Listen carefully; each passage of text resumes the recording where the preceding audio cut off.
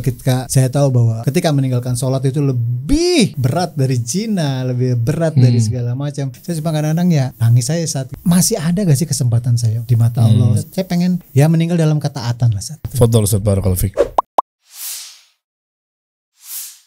Assalamualaikum warahmatullahi wabarakatuh, Ustaz Zul. Waalaikumsalam warahmatullahi wabarakatuh. Wah, Masya Allah, semoga Allah selalu jaga Ustaz ya, Ustaz ya. Amin. Ya, sama abang kita juga nih, semoga Allah selalu jaga juga nih. Bang Jody, waduh, ketemu lagi.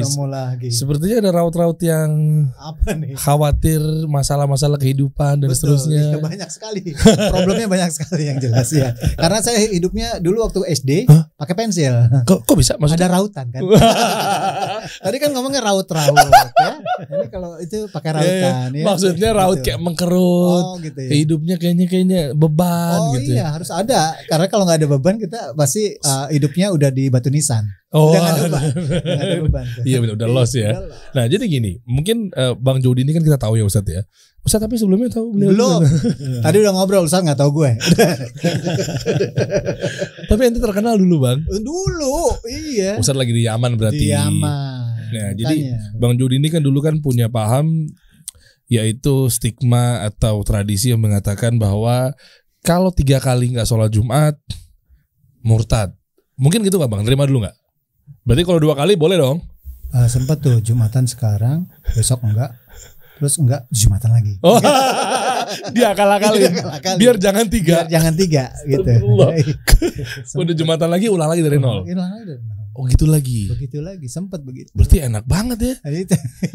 Nah, paham-paham seperti itu kan ya mungkin menjadi stigma tradisi. Betul, apakah benar? Berarti kalau gitu nggak sholat aja dong. Iya. Tetapi ada yang bilang juga gini, Ustaz, ketika kita nggak sholat keluar dari Islam, Ustaz, dengan sengaja apa segala macam ya. Nah, berarti kan, nah itu mungkin kita bahas juga sekalian. Berarti langsung kafir dong dia dong. Nah, misalnya gitu kan. Nah, atau mungkin Bang Jody fadhal, mumpung ada Ustaz Zulkarnain Sunusi seperti biasa teman-teman di Takjil kali ini. Ya episode kesekian lah spesial di bulan Ramadan.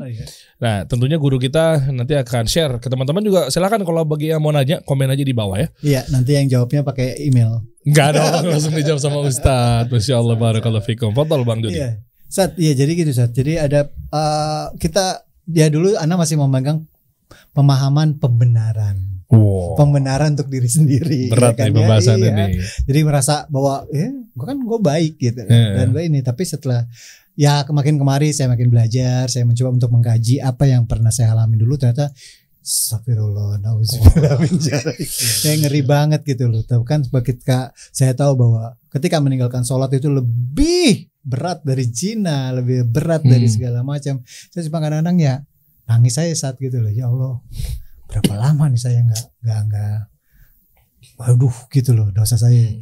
Akhirnya kalau ngomong musab lagi, bayangin teman-teman, tadi saya ngobrol sama teman saya umur 23 saya baru belajar Al-Quran. Saya langsung ya Allah, saya umur 47 baru baca Al-Quran. Iya, saya baru baca musab gitu loh. Jadi cuman ya Masya Allah tuh membukakan ke semuanya gitu loh.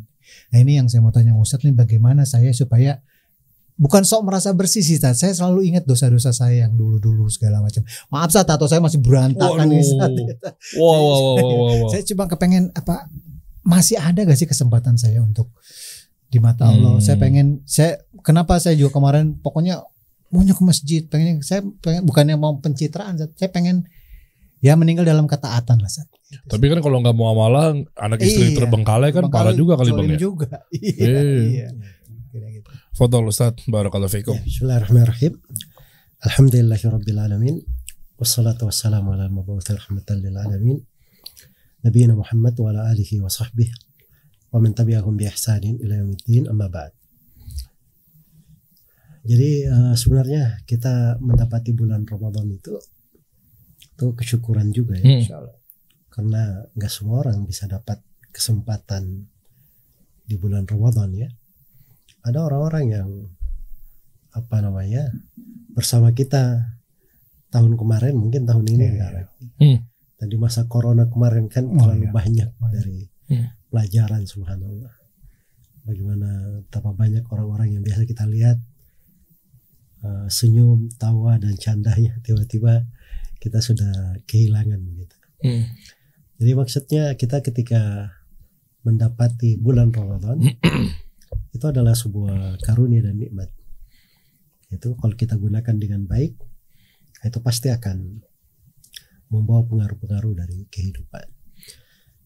Jadi ada 2 orang sahabat dulu, sama-sama masuk Islam. Yang pertama giat ibadah, yang kedua ibadah juga tapi nggak terlalu giat. Yang pertama ini ikut jihad bersama Rasulullah, setelah itu meninggal, mati syahid, masya Allah. Yang kedua masih hidup setelah yang pertama ini selama setahun, setelah itu meninggal juga. Nah, ini sahabat Talha bin Ubaidillah yang menampung mereka berdua di rumahnya. Sebab 2 orang sahabat ini kan hijrah, ditampung di rumahnya kan. Dia mimpi lihat 2 orang sahabat ini, dua-duanya masuk surga, masya Allah, dalam mimpinya. Tapi herannya, yang kedua itu lebih pertama masuk surga dari yang pertama. Loh, kok bisa? Iya. Jadi tersebarlah cerita ini di tengah para sahabat sampai juga ke telinga Nabi Sallallahu Alaihi Wasallam. Datanglah Talha bin Ubaidillah, masih heran kan, seperti yang heran sekarang ini kan. Kata Nabi Sallallahu Alaihi Wasallam, "Ta'jabun min hadza?" Kalian takjub dengan ini? Bukankah yang kedua ini masih hidup 1 tahun? Iya. Bukankah dalam 1 tahun dia masih sholat sekian ribu rakaat dan puasa Ramadan? Iya. Ini ibadahnya membuat jarak antara keduanya seperti langit dan bumi. Jadi itu 1 tahun itu, subhanallah, dari kesempatan umur begitu digunakan dalam ketaatan itu mengangkat derajat. Ya, karena itu kita jangan berpikir pada apa-apa yang telah lalu. Di lembaran-lembaran hidup itu, apabila kita sudah bertobat darinya, di lembaran hidup itu kita kembali kepada Allah, Allah itu menerima tobat hamba. Qul ya ibadiyalladzina asrafu ala anfusihim la taqnatu min rahmatillah. Innallaha yaghfirudz dzunuba jami'an innahu huwal ghafurur rahim. Katakanlah, sampaikan kepada mereka firmanku, wahai hamba-hambaku yang melampaui batas atas diri mereka, jangan kalian putus asa dari rahmat Allah. Sungguhnya Allah mengampuni semua dosa. Sungguhnya Allah Maha Pengampun lagi Maha Penyayang. Ya, sepanjang kita bertobat, tobat itu adalah pintu kebaikan. Nah, sisa bagaimana seorang itu memperindah tobatnya. Nah, itulah dari amalan solih di situ. Ya, jadi kalau kita misalnya dahulu ada sholat kita yang bolong, ini masalah sholat ya. Sholat itu dibahas di kalangan para ulama, apakah sholat itu harus diganti atau bagaimana kalau tidak tahu. Tapi pendapat mayoritas ulama bahwa sholatnya itu tidak bisa diganti, tapi kita memperbanyak dari ibadah-ibadah sunnah. Nah, ibadah-ibadah sunnah ini, sholat sunnah ini, inilah yang menutupi sholat-sholat kita yang sebelumnya. Nah, demikian pula kalau puasa. Nah, puasa juga terjadi silang pendapat di tengah para ulama juga. Apakah kalau kita tinggalkan puasa bisa diganti? Ini meninggalkan tanpa udzur ini sengaja. Apakah bisa diganti kalau kita tahu jumlahnya? Karena kalau kita hitung kan bisa kan? Misalnya 30 tahun. 30 tahun satu Ramadan itu kan paling banyak 30 hari kan? Ya kalau kita lupa kapan bolongnya, sudah puasa aja, aman, ambil aman aja. 30 aja, hitung aja 30 kan? Pasti bisa kita hitung. Nah, ini kan mudah kalau puasa ini. Nah, sebagian ulama mengatakan dia sama seperti sholat, sebab dia ibadah nggak bisa diganti. Ada waktunya pelaksanaannya. Nah, sebagian ulama yang lain mengatakan tidak. Datang dalam riwayat-riwayat Nabi Sallallahu Alaihi Wasallam itu selalu mempertimbangkan puasa Ramadan. Kalau dia luput pun dihitung dalam nama Ramadannya supaya bisa diganti gitu. Jadi dari mana itu mereka menganggap bisa untuk diganti.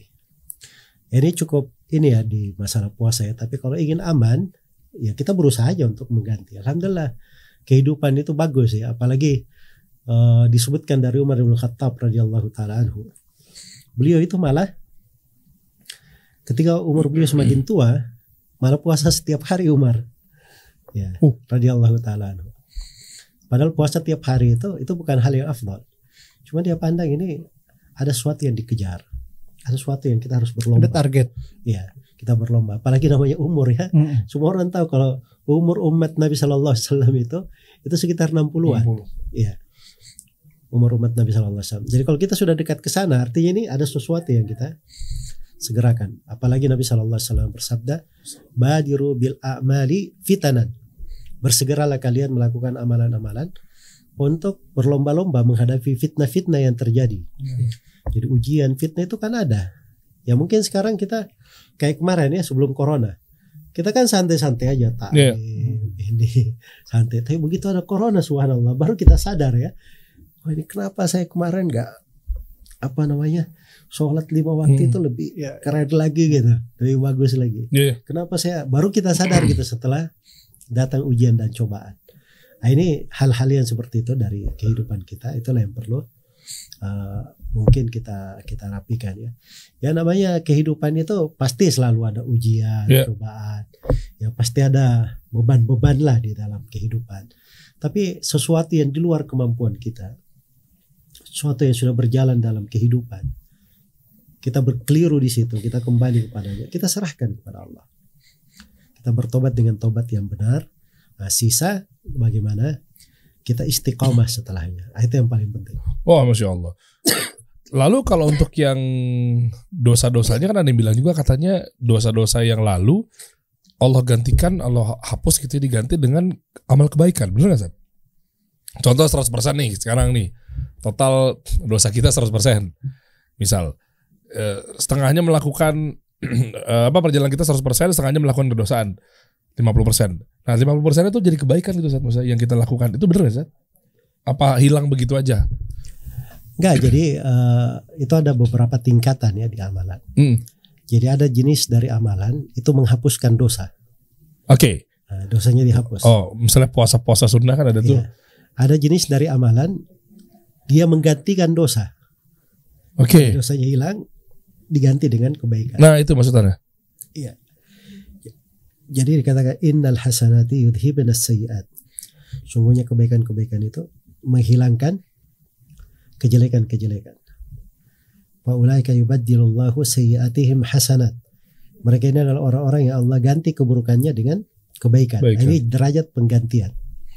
Atbi'il hasanata sayyi'ah tamhuha. Ada kejelekan, ikuti dengan kebaikan. Nah, maka kebaikan ini menghapuskan kejelekan. Jadi itu derajat subhanallah di dalam beramal.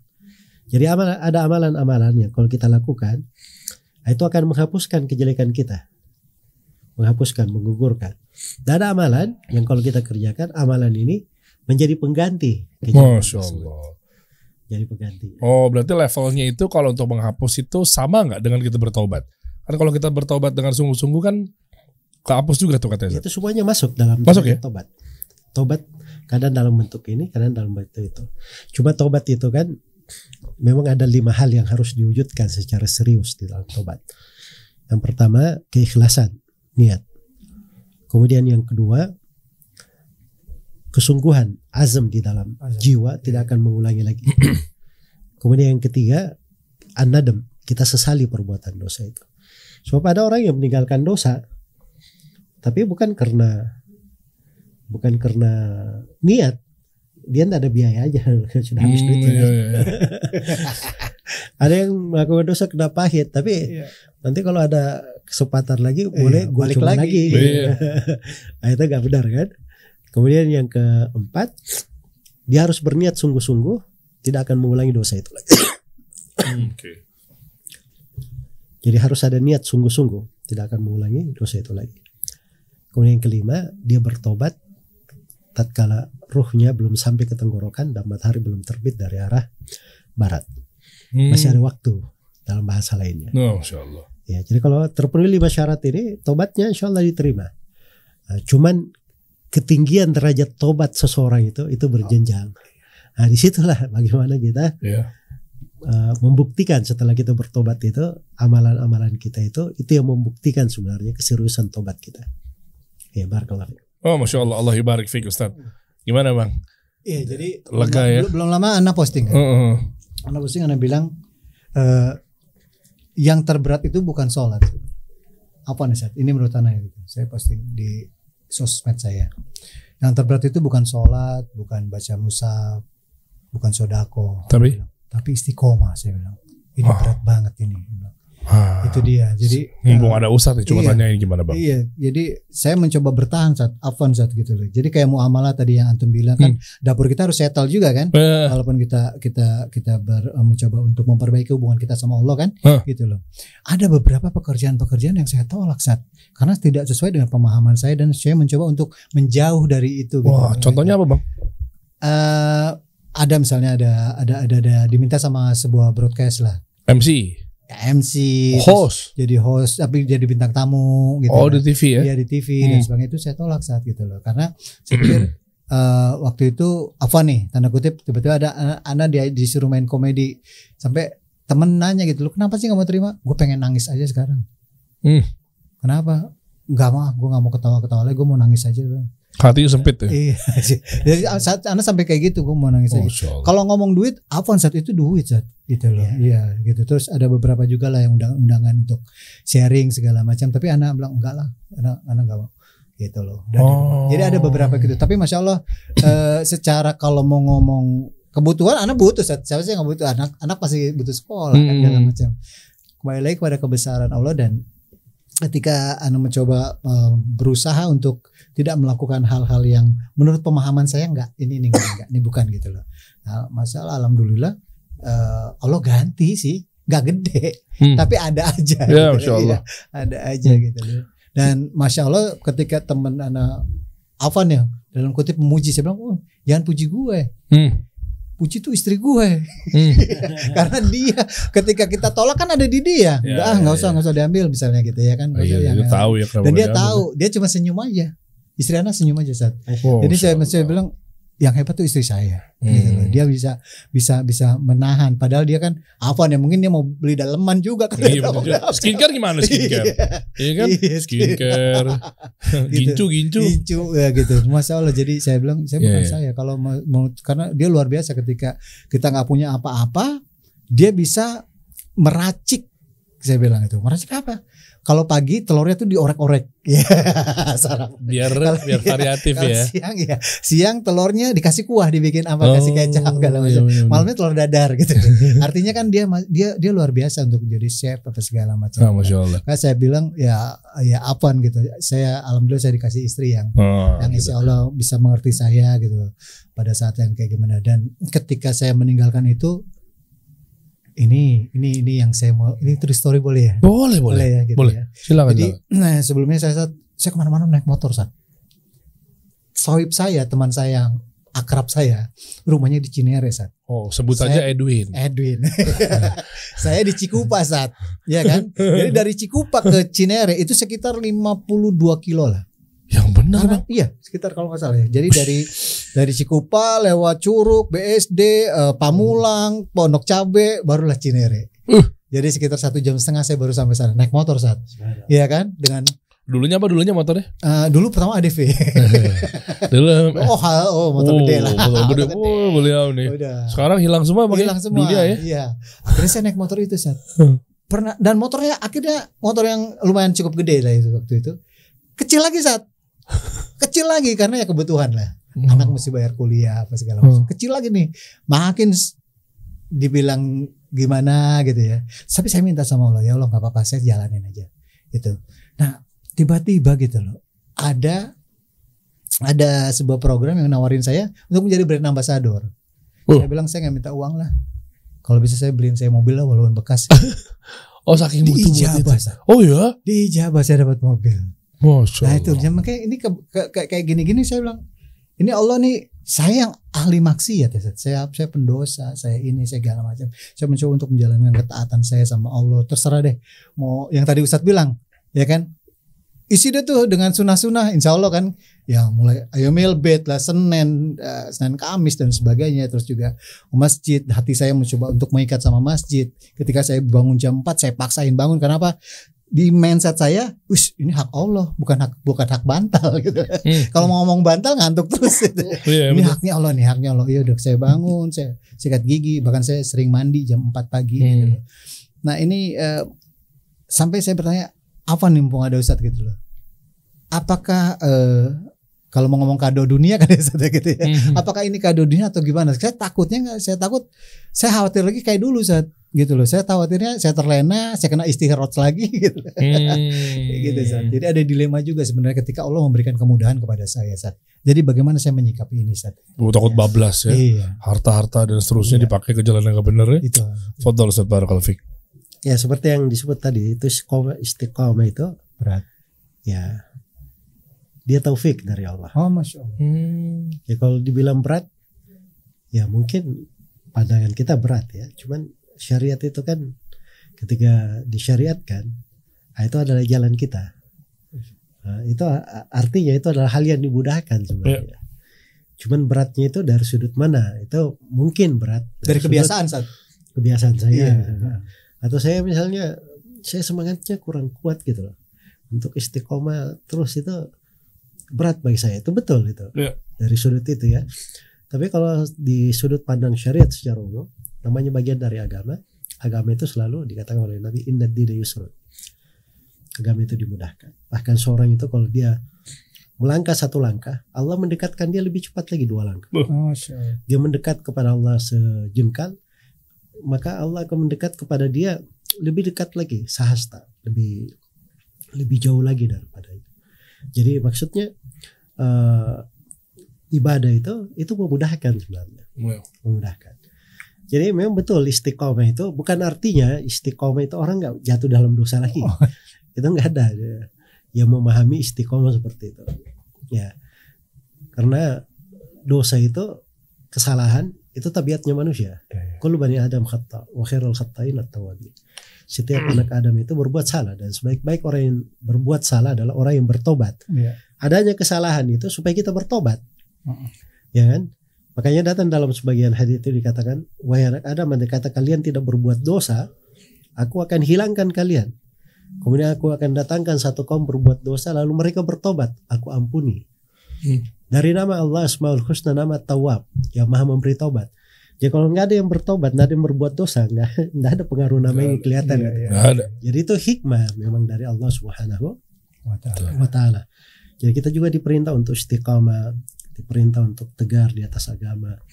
Kita diperintah Asmaul Husna itu kan semuanya menunjukkan keagungan dan kebesaran Allah Subhanahu wa Ta'ala, dan sebagiannya tampak pengaruhnya di tengah hamba-hambanya. Ya. Jadi dicintai untuk kita orang yang berada di atas hidayah, orang yang mencari kebenaran, orang yang istiqomah di atas kebaikan. Itu adalah hal yang bagus dan memang dikehendaki.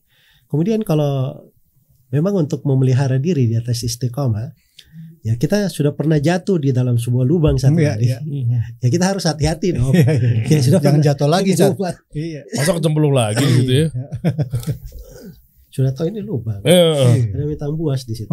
Masa kecemplung lagi? Nah, makanya di dalam hadits Abu Hurairah riwayat Bukhari dan Muslim, Nabi sallallahu alaihi wasallam bersabda, la yuldagul mu'min bi juhrin wahidin marratain. Seorang mukmin itu tidak terjebak dalam sebuah lubang, tidak terjatuh di dalamnya sebanyak 2 kali. 1 kali saja. Sudah pernah jatuh sekali, itu menjadi pengalaman.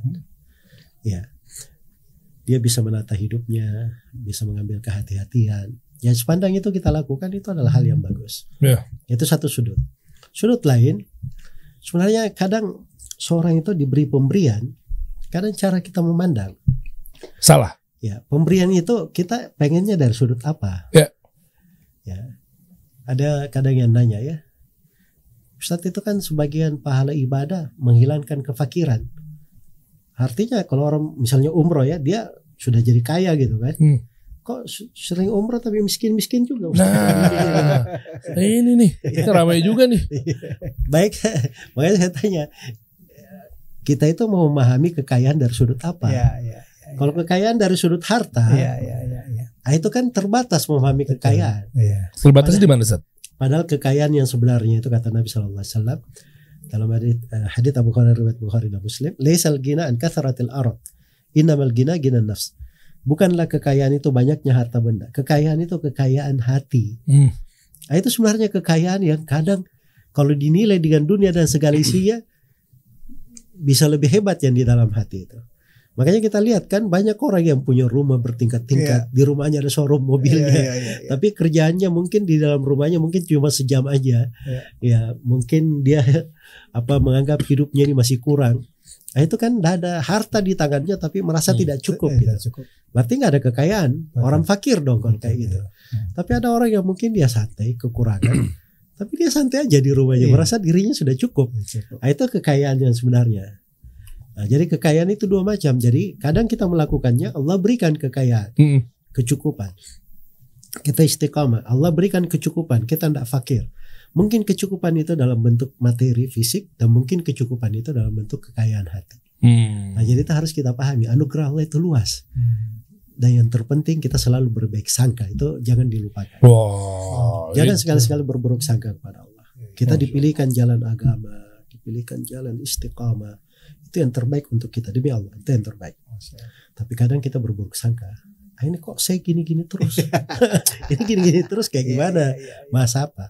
Mungkin itu yang paling baik Allah pilihkan untuk kamu. Mungkin kalau kamu diberi keadaan yang lain, kamu meninggal dalam keadaan seperti itu, kamu tidak akan beruntung sama namanya. Itu alibi anak istri anak. Iya. Sabar ya, ya kan. Ini Allah mungkin ada di balik. Kalau itu pekerjaan saya ambil, wallahu alam ya kan ya, mungkin ada mudorot atau apa segala macam. Dan saya memahami itu saat itu yang saya pikir kan, masya Allah nih, gitu. Iya kan di belakang laki-laki sukses ada perempuan. Ada perempuan hebat di situ. Ada perempuan hebat di situ. Itu, ya gitu deh, gitu loh. Ya kan. Setelah itu nggak diterima, ya kita meyakinkan istri ya seperti itu. Nah itu tuh mungkin bisa ditanyain juga ya Bang ya. Maksudnya kayak gimana caranya meyakinkan istri agar nggak disangka ntar malah jadinya sebagai alasan. Bilang aja lo males, lo nggak mau kerja lo, bilang aja lo nggak mau dagang lo.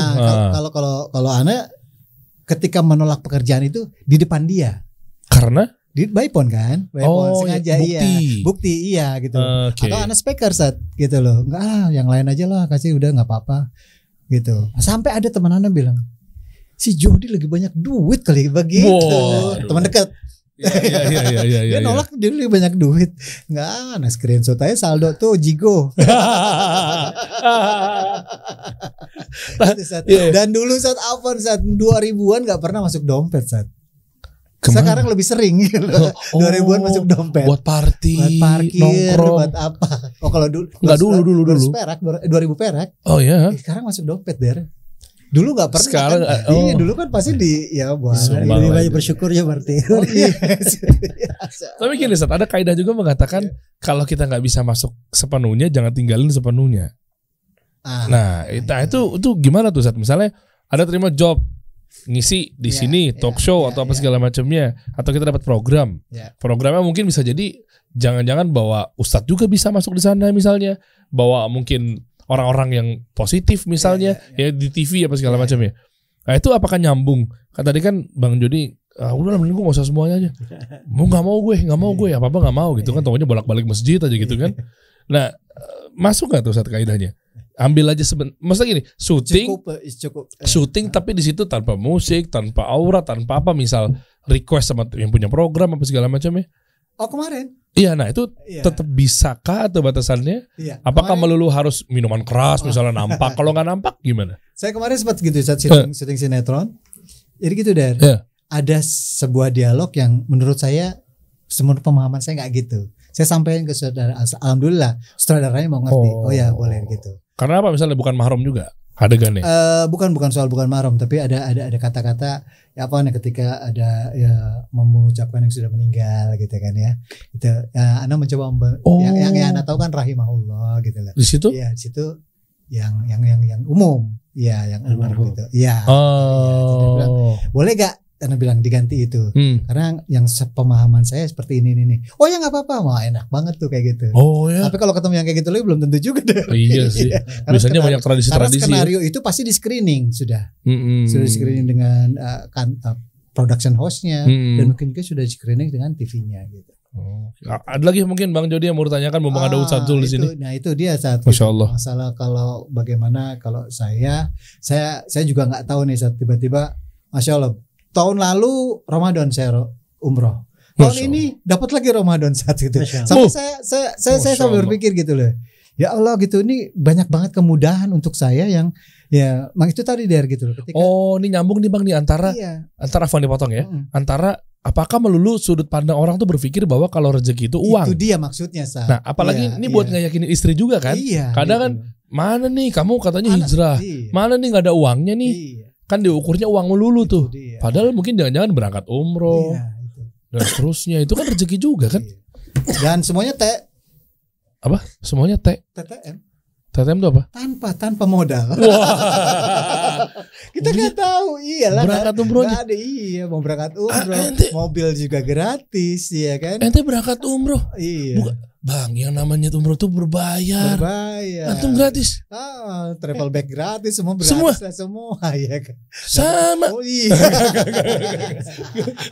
Astagfirullah. Ya gitu saatnya. Apa itu tadi yang saya mau tanya? Ketika saya tolak itu, saya dapetin yang tadi saya bilang gitu loh. Apakah itu istidraj? Aduh. Ya betul, itu pertanyaan bagus sebenarnya. Wah, Masya Allah.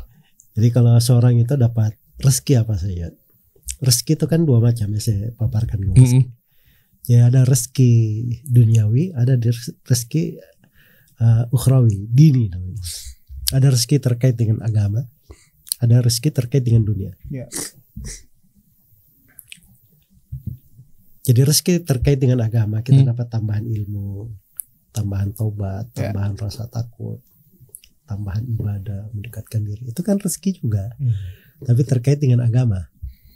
Ada rezeki terkait dengan dunia. Itulah mungkin kita tambah anak, tambah harta, tambah usaha dan sebagainya dari perkara dunia ini baru. Jadi kita itu jangan selalu mengira rezeki itu terbatas pada dunia saja. Mungkin Allah beri kita rezeki agama, itu akan lebih baik daripada pemberian di rezeki dunia. Nah itu kadang selalu orang merasa kurang. Oh ini kok saya kurang dapat ini, padahal saya sudah melakukan ini, sudah beribadah. Padahal Allah berikan kepadanya rezeki yang bagus. Itu sudut pertama. Sudut yang kedua, kadang memang kita ketika menerima sesuatu, dapat rezeki itu, kita harus selalu merenung memang. Dan itu namanya muhasabah. Selalu introspeksi diri. Nah, ini kira-kira rezeki ini kayak gimana modelnya? Ini apakah ini nikmat dari Allah atau ini ujian ini, cobaan? Ya, itu memang harus selalu kita tanyakan, selalu memang kita tanyakan agar supaya kita itu selalu menjadi lebih baik. Karena itu sebagian sahabat itu kayak Abdurrahman bin Auf radhiyallahu taala anhu, dihidangkan makanan di depannya, banyak makanan, beliau menangis. Iya. Menangis. Kalau kita kan senang, banyak makanan, wah masya Allah. Singkat langsung. Ya kan? Beliau menangis. Kata beliau, saya ingat saudara saya Mus'ab bin Umair. Dulu anak orang kaya di Mekah. Begitu masuk Islam habis sudah kayaknya diboikot sama keluarganya. Sampai beliau meninggal di perang Uhud, tidak ada kainnya untuk menghafali beliau cukup. Ditutupi kepalanya, terbuka kaki. Ditutup kakinya, terbuka kepalanya. Akhirnya cuman dipakai jerami untuk menutupi beliau. Kata Abdurrahman bin Auf, saya khawatir ini dari kebaikan dunia disegerakan untukku, dari kebaikan disegerakan untukku di dunia, tidak diberikan lagi untukku di akhirat. Itu cara berpikir mereka. Ya, cara berpikir mereka. Nah, ini tingkat pemahaman ya. Kalau kita kan masya Allah ya, dapatin, wah ini memang masya Allah, mantap ini, alhamdulillah, sekitar Allah. Betul, selalu kita berpuji Allah kan. Tapi kita juga perlu ada kekhawatiran itu. Nah, jadi kalau itu seimbang, maka itu akan menjadi penyeimbang juga di dalam kehidupan kita. Sebab kalau misalnya perasaan seperti ini kita tidak miliki ya, seperti Abdurrahman bin Auf, kita mungkin akan sewenang-wenang mencari tambahan-tambahan, mungkin juga hal yang diharamkan nanti kita anggap nikmat juga. Ya kan? Tapi kalau kita berpikir bahwa ini khawatir, kamu diberi di dunia, kamu tidak diberi akhirat, nah kita jadi pandai juga untuk memperhitungkan. Iya, barakallahu fikum. Masya Allah. Jadi sempat ke situ Ustaz yang tadi Ustaz bilang gitu. Jadi saya sempat khawatir, ini gue dimudahin nih di dunia, ntar jadi maafan ya, saum kita, sholat sunnah kita, kesono sekarang kita zikir apa, kita baca mushaf, jangan-jangan sono kagak ada catatannya, udah diwakil. Nanti kalau Allah bilang kan udah gitu gimana? Saya sempat ke situ gitu. Tapi sambil kita selalu tahu bahwa seorang yang bertakwa kepada Allah itu tidak mungkin dia ditelantarkan oleh Allah. Itu selalu kita yakin. Wa yattaqillaha yaj'al lahu makhraja wa yarzuqhu min haitsu la yahtasib. Barang siapa yang bertakwa kepada Allah, Allah akan selalu adakan untuknya jalan keluar, dan dia akan diberi rezeki dari arah yang tidak pernah dia sangka. Nah, cuma itu rezeki itu tadi. Rezeki itu dua macam. Ada rezeki agama terkait dengan agama, ada rezeki terkait dengan dunia. Masya Allah. Gamblang, clear semuanya. Bismillah bang, udah lembaran baru, nggak usah dipikirin lagi yang kemarin-kemarin, ini nggak ya? Sekarang jadi kesibukannya apa bang? Kesibukan ini sekarang lagi, kita bikin sama tim, sama teman-teman, ada namanya Tasyakur. Tasyakur tuh ngapain? Berantas buta huruf Al-Quran. Iya, karena ada dari hasil kemarin DMI, Dewan Masjid Indonesia, hampir 65% penduduk Indonesia yang notabene semuanya banyak muslimnya gitu, tidak bisa baca Al-Quran. Tinggi Terus juga. Akhirnya kita sosial eksperimen, tanya-tanya ke sana kemarin, emang iya, dan mereka tahu, tapi cuma sekedar hafalan. Dan untuk memegang mushaf, wallahu alam gitu loh. Nah itulah caranya teman-teman dari Tasyakur ini. Penuhin mushaf-mushaf yang ada, mungkin minimal terdekat dulu ya, musola-musola. Jadi memang mushafnya kita nggak kirim ke yang maaf lah kita jauh-jauh gitu. Yang seputaran aja dulu. Jadi ada kan kalau kita lihat musola di rumah sakit, musola di terminal, musola di stasiun kereta, pom bensin.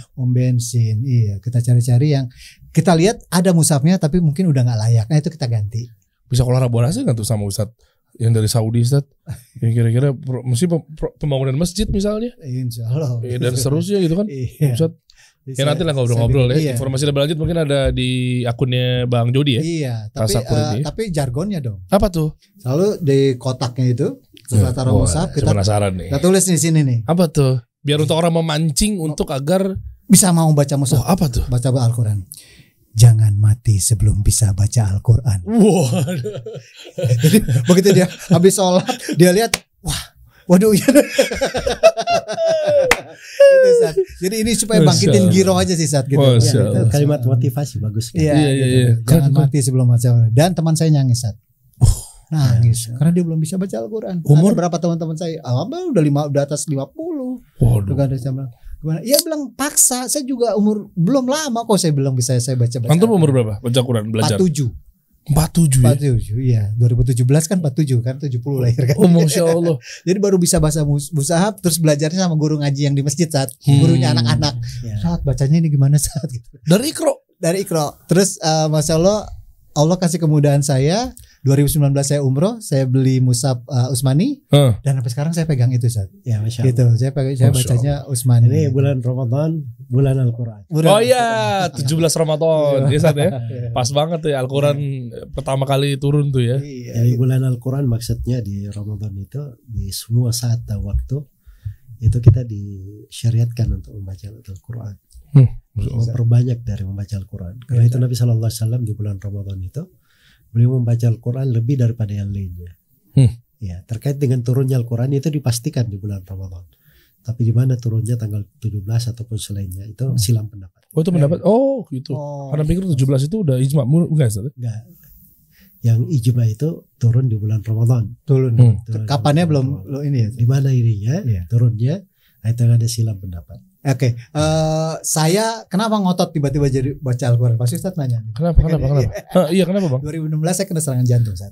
Oh iya. 2017 saya pasang ring jantung Ustaz. Sekarang ring jantung saya 3, balon jantung saya 2. Kakak saya cuma bilang, Dek baca mushaf. Kakak saya kemarin berangkat tuh Ustaz Haris tuh. Umroh. Barang mana itu? sebelum mantung mau Ustaz Haris Abu Nopal ya. Dia bilang baca Al-Quran karena Al-Quran tuh asifah. Saya bilang mana ada mushaf kok baca doang masa asifah. Penasaran saat akhirnya saya mencoba untuk itikaf dari subuh sampai suruk, maghrib sampai isya saya nggak pulang belajar. Dari situ saya dapat banyak sekali saat ada quotes yang saya baca ternyata terbata-bata 2 kali lipat pahalanya. Makin ngotot saya saat. Terus 1 huruf 10 kebaikan. Makin ngotot lagi saya saat. Udah terus saya belajar. Pokoknya terserah deh. Mau bacaannya belentang-belentong. Pokoknya saya pengen deket sama dia. Apalagi ketika saya tahu bahwa syafaat yang akan saya dapat di sana. Cuman itu. Masya Allah. Itu makin ngotot saya saat untuk bisa baca Al-Quran. Nah giro-giro ini saya pengen tularin sebenarnya buat teman-teman yang tadi yang masih belum tergugah hatinya untuk membaca mushaf. Bener Sat, wallah nih buat semua nih yang ngelihat kasih solusi. saya boleh jadi saksi lah misalnya gitu loh. Batin nyaman, itu udah pasti. Baca Al-Quran. Kedua, saya kadang-kadang sakit nih Sat. Namanya kita udah pasang ring kan kadang-kadang bisa senut atau nyesak gitu loh. Saya cari mushaf dan bacaan favorit saya Ar-Rahman Sat. Karena Fabi Ayya nikmat mana nih? Saya anggap ini nikmat nih. Saya baca Ar-Rahman Sat. Masya Allah Sat, langsung. Maksudnya saya ngerasain gitu. Saya nggak mikirin lagi, ya udahlah ya Allah, maksudnya kalau mau panggil sekarang nggak apa-apa, saya lagi baca mushaf nih enak nih gitu. Sampai segitunya gitu Ustaz. Nah ini jadi buat teman-teman masih solusi ya, ayo baca mushaf lah. Wah, iya. Mudah-mudahan teman-teman juga terketuk hatinya lagi nonton sekarang nih ya. Masya Allah, syukuran Bang Jadi. Tasakur, ya. Al-Quran. Jangan mati sebelum bisa baca. Masya Allah, syukuran Bang Jadi ya. Udah mampir salam buat Bang Edwin nih.